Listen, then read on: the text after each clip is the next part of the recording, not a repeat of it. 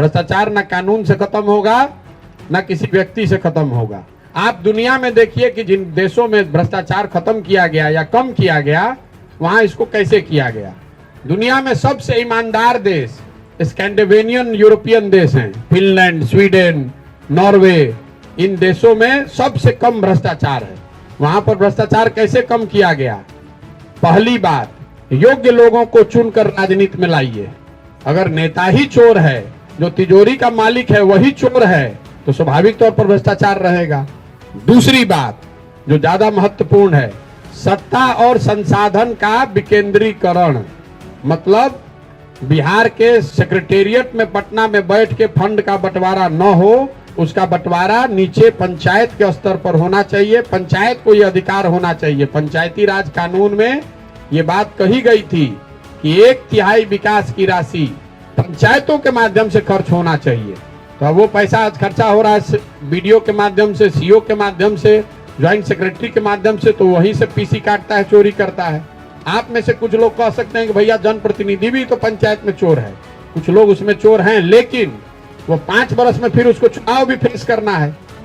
और बिहार का आंकड़ा उठाकर देखिएगा तो नल जल में चोरी भइल तो 96% वार्ड सदस्य चुनाव हारा है और 85% मुखिया जी लोग चुनाव हार गए।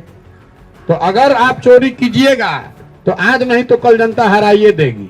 तीसरा है जन भागीदारी।